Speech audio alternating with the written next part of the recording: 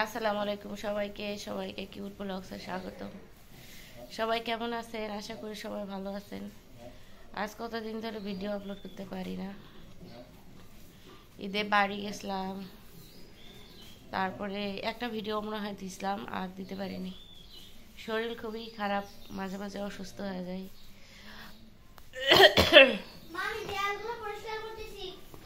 হ্যাঁ,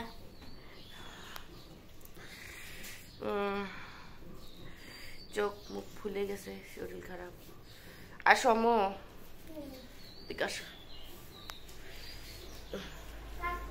আর আমার মেয়েটাই সব কাজ করতেছে সংসারের।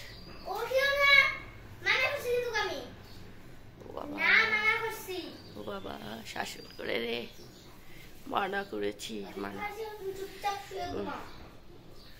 ফ্যান ছাড়তে পারি না, কাঁথা গায়ে দিয়ে আসি, গরম লাগে। আসো এদিকে আসো, কাজ করতেছে ঝাড়ু দিয়ে। ওইটু বাচ্চা, ঘর মশা, ফার্নিচার টার্নিচার সব মশা, সব কাজ করছে আইসে। কালকে গ্যাসের চুলায় ভাত রান্না করছে, আলু সেদ্ধ করছে, ভর্তা বানাইছে। মেয়ে বাচ্চা থাকলে কত ভালো, দেখছেন কত উপকার। আসো শুনে যাও।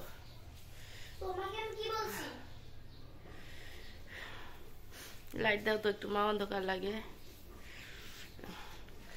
আসলে অসুস্থ হওয়ার মূল কারণ আমি বলি, আমি এটা এর আগেও হয়েছিলাম, আমি বুঝি কেন এটা হয়। মা লাইটটা দাও তো, মুখ চোখ ফুলে গেছে। হ্যাঁ লাইট দাও,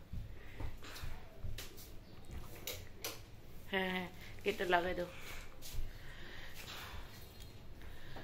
অসুস্থ হওয়ার মূল কারণ, কখনো কেউ প্রসাব চাপায় ধরে থাকবেন না, বা প্রসাব পায়খানা কেউ চাপায় ধরে থাকবে না। প্রসাবটা বিশেষ করে মনে করতেছেন যে চাপায় ধরে থাকতে পারতেছি, চাপায় ধরে থাকলাম, কিছুই হবে না। আসলে এটা অনেক বড় ইফেক্ট ফেলে শরীরের মধ্যে।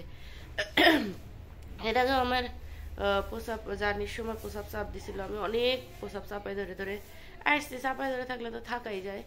আসার পর আমি দীর্ঘ 1 মাস অসুস্থ ছিলাম। আসলে এটা অনেক বড় শরীরের মধ্যে ইফেক্ট ফেলে, পরবর্তীতে অসুস্থ হয়ে যায়, সুস্থ হওয়ার কোনো আশা থাকে না। এবারও তাই হয়েছে, গাড়িতে ওঠার আগে একটু একটু প্রসাব চাপ দেওয়া মনে হয়েছিল যে বাথরুম করলে ভালো হবে, কিন্তু যাইনি। থাক, চাপায় ধরে থাকলে মানে বাহিরের বাথরুমগুলো হয় কি, আমরা হলো ভিআইপি লোক, বাহিরের বাথরুমে যাইতে ইচ্ছা করে না, যাইনি। এখন প্রসাব চাপায় ধরে গাড়িতে সুন্দর মতো চলে আসছি। এই যে কষ্টটা, একে জার্নি, ঝাঁকি, যানজট, তার উপর এই কষ্টটা, এটা আসিয়া বাসায় আসার পর শরীর কাঁপুনি দিয়ে জ্বর শুরু হয়। গতবারও আমার এরকমই হয়েছিল, বাড়ি থেকে আসার সময় প্রসাব চাপে ধরে আসলে শরীর কাঁপুনি দিয়ে জ্বর শুরু হয়। তারপরে গিয়া আপনার ঠান্ডা লাগে শরীর, মানে আমার আমার একটু ঠান্ডার সমস্যা, শ্বাসকষ্ট হয়, আমার হয়। তো এই সমস্যাগুলো হয়। কখনো কেউ প্রসাব চাপে ধরে থাকবেন না, পায়খানা প্রসাব চাপে ধরে থাকবেন না, অনেক বড় ক্ষতি হয়ে যায়। অনেক দিন থেকে ভিডিও আপলোড করি না, বাড়িতে যাওয়ার পর ভিডিও করা হয়নি। বাড়িতে গেছি থেকে বৃষ্টি, আকাশ খুব খারাপ। ঈদের পর বৃষ্টি, একখানে গেছিলাম শুধু একটা পার্কে, সেটার ভিডিও দিব আপনাদের কাছে। ভিডিওটা এডিটে করা হয় না, এডিট করতে তো অনেক প্যারা, এডিট করতেই পারি নাই। এডিট করব, করে দিব আপনাদের কাছে। তো সবাই আমার জন্য দোয়া করবেন, আমার মেয়েটার জন্য দোয়া করবেন, আর সুস্থ থাকবেন। সবার পরিবার সবাই কেমন আছে, কেমন কাটলো সবার? ঈদ মোবারক সবাইকে। যারা চ্যানেলটাকে সাবস্ক্রাইব করেন করে দিন সাবস্ক্রাইব।